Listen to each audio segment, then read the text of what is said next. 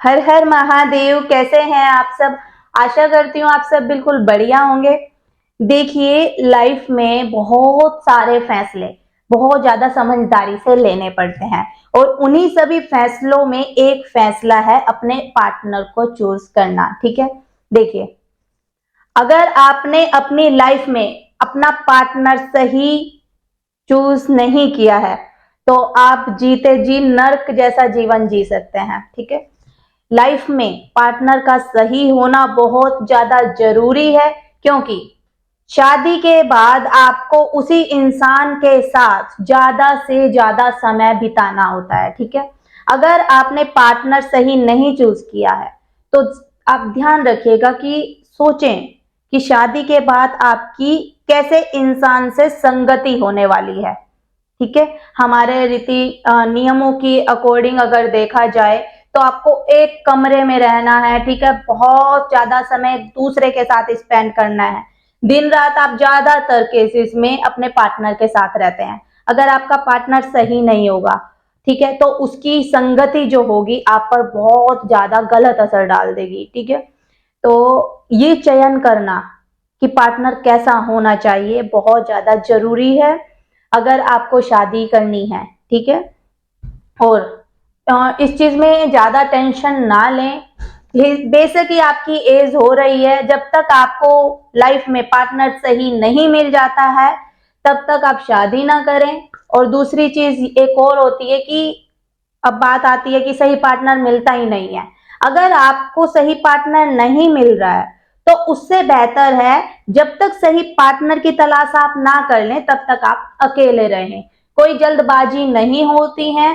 ठीक है, रिश्ता बनाने में किसी से, इस चीज का खास तौर पर ध्यान रखें। देखिए, आप किसी की भी संगति कर रहे हैं, संगति का असर जो होता है ना हमारे ऊपर जरूर पड़ता है। आपने ये तो सुना ही होगा, जैसी संगत वैसी रंगत।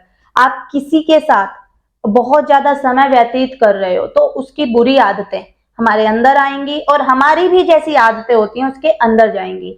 तो इसीलिए बड़ी समझदारी से आप ये निर्णय लें कि पार्टनर कैसा होना चाहिए। और सही पार्टनर का चयन सिर्फ वही लोग कर सकते हैं जो खुद भी सही मार्ग पर हों।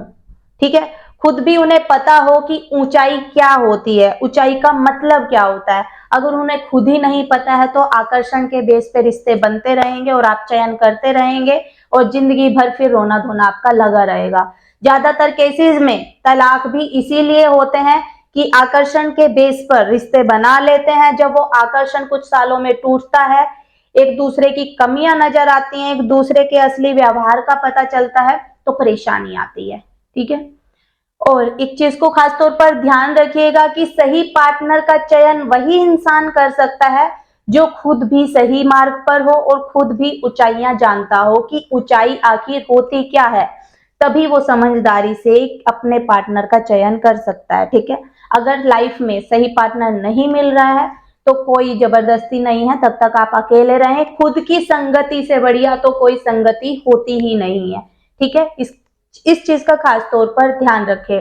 और आप देख रहे हैं आजकल जो ज्यादातर रिश्ते हैं आकर्षण के बेस पर हो रहे हैं, इससे थोड़ा सा सावधान रहें और अपने आप में तरक्की लाएं, अपने आप को निखारें। जीवन में कुछ ऐसे लक्ष्य निर्धारित करें कि ताकि आपको लगे कि मेरा जीवन जो है मैं यहाँ पर समर्पित कर सकता हूँ और मुझे करना भी चाहिए। जीवन सिर्फ इसलिए नहीं मिला है कि आप छोटे बच्चे से बड़े होंगे, पढ़ेंगे लिखेंगे, शादी कर लेंगे और बच्चे पैदा कर लेंगे। जीवन सिर्फ इसलिए नहीं है, ये तो एक बहुत ही बेसिक सा डिटेल है लाइफ को जीने का। इसको जीना नहीं बल्कि काटना बोलते हैं, लेकिन ज्यादातर लोगों ने जीवन की परिभाषा यही बनाई हुई है। ठीक है, जीवन जीने की कला आनी चाहिए। जीवन आखिर क्यों मिला है उसकी वैल्यू हमें समझनी चाहिए। ऐसे ही अपने लाइफ को बर्बाद ना करें और पार्टनर का चयन करना बहुत समझदारी से होना चाहिए। इसे जल्दबाजी में ऐसे ही अपनी लाइफ में एंट्री ना करने दें। ठीक है।